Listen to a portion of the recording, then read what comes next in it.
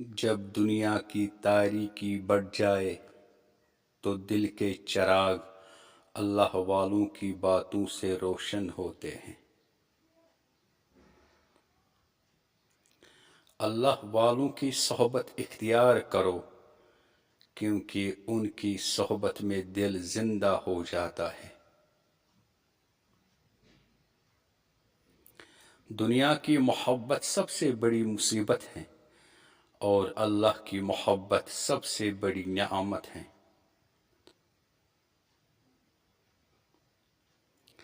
جب کسی نے پوچھا آپ کو سب سے زیادہ کس چیز نے طاقت دی، فرمایا توکل، اللہ پر بھروسہ۔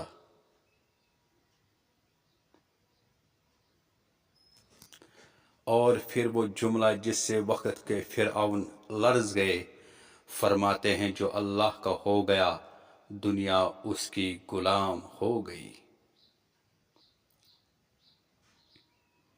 شیخ فرماتے ہیں دوستو، اگر تمہیں لگے کہ تم ٹوٹ رہے ہو تو یاد رکھو اللہ پر ایسا یقین رکھو جیسے بچہ ماں کی گود میں بے فکر سوتا ہے۔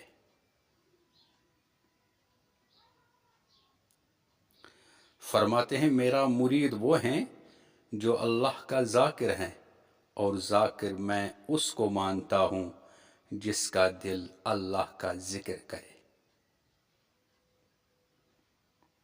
شیخ فرماتے ہیں اے مسکین، ایسے معاملات میں گفتگو کرنا چھوڑ دو جو تمہیں نفع نہ دے، مذہب کے بارے میں تعصب مت کرو، اور ایسے کام میں مشغول ہو جاؤ جو تمہیں دنیا و آخرت میں فائدہ پہنچائے۔ اپنے دل کو دنیا کی تفرقات سے خالی کرو کہ تم عن قریب اس سے رخصت ہو جاؤ گے۔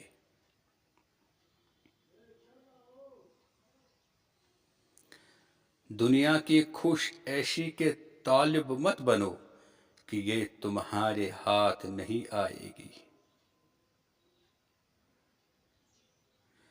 اپنے بیٹے کو نصیحت کرتے ہوئے فرمایا، صاحبزادے کاہل مت بنو، کیونکہ کاہل ہمیشہ محروم رہتا ہے اور پشیمانی کی رسی اس کی گردن میں ہوتی ہے۔ روزہ رکھ کر جب تم افطاری کرو تو تم اپنی افطاری میں سے کچھ فقراء کو بھی دیا کرو، تنہا مت کھایا کرو، کیونکہ جو شخص تنہا کھاتا ہے اور دوسروں کو نہیں کھلاتا تو اس پر اندیشہ ہے کہ وہ محتاج اور بھیک مانگنے والا نہ بن جائے۔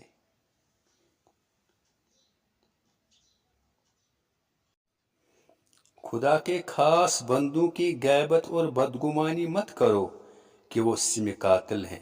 اپنے آپ کو بچاؤ، ان کے ساتھ کسی قسم کی برائی سے پیش نہ آؤ، کیونکہ ان کا ایک بڑی قدرت والا آقا ہے جس کو ان پر غیرت آتی ہے۔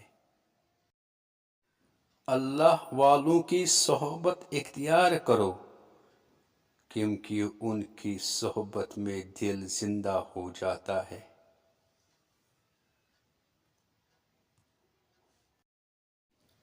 اگر اللہ تمہارے ساتھ ہیں تو کون تمہارے خلاف ہے؟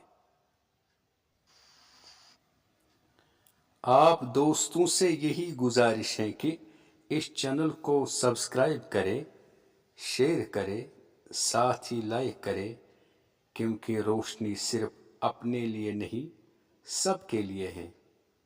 ملتے ہیں انشاءاللہ الرحمن ایک نئے ویڈیو کے ساتھ، تب تک کے لیے السلام علیکم ورحمۃ اللہ وبرکاتہ۔